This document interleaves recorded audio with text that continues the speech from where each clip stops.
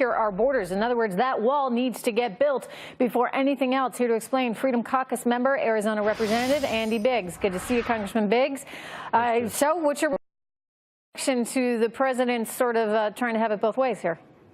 Well, I think that he ran on the same thing I ran on, and that is building a wall, border security. That's the first thing before you go granting some kind of amnesty program, whatever you're going to do with DACA, and I don't support that.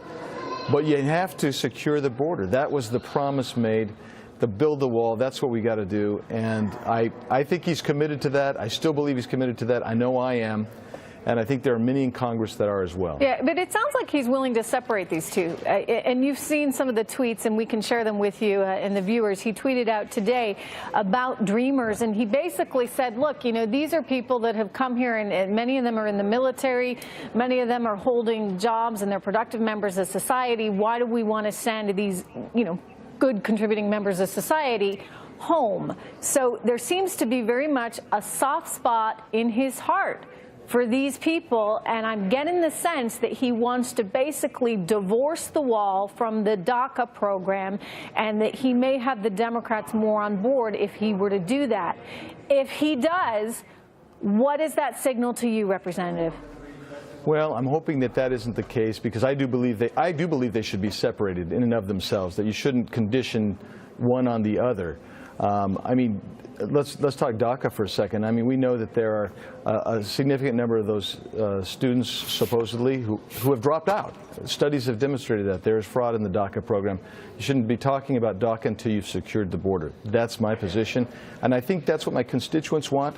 That's what we promised the American people, and that's what I think we should do. But isn't that what he's talking about, Representative? I mean, he's talking about enhanced border security, massive border security, and he's saying, look, we won't do anything with the Dreamers unless we get the major border security. Now, it may not be the wall just yet, but it's a big improvement perhaps in what we have already. That's still not enough for you. Yeah, well, what I need is a wall, and I think my constituents need a wall. We want the infrastructure. We want the enhanced border patrol troops or agents on the border.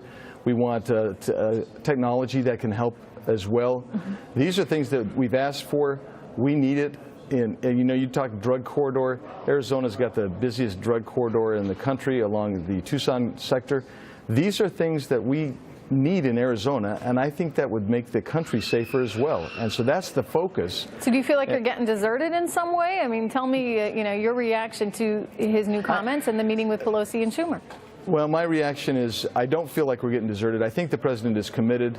I'm not sure that what came out of the Pelosi's and Schumer's mouths were an accurate reflection necessarily. They claim an agreement. President Trump says no. I don't know. I wasn't there, but I do know this.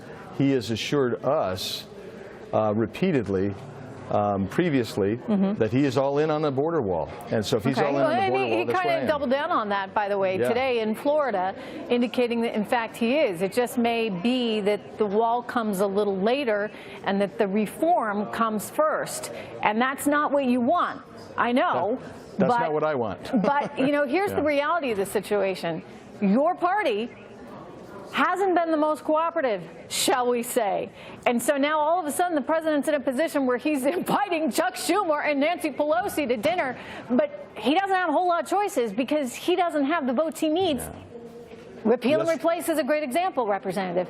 Well, I think you're exactly right. I think that he's going there because for two reasons. I think he wants us to get Congress's attention saying, we promised things, let's get it done. And the second thing is, I think he has said this before, we need to eliminate the 60-vote rule, which seems to be a massive hurdle for getting any of these positive things done in the Senate. I mean, so you need to get the 60-vote rule and abrogate that. And so I'm all in on that as well.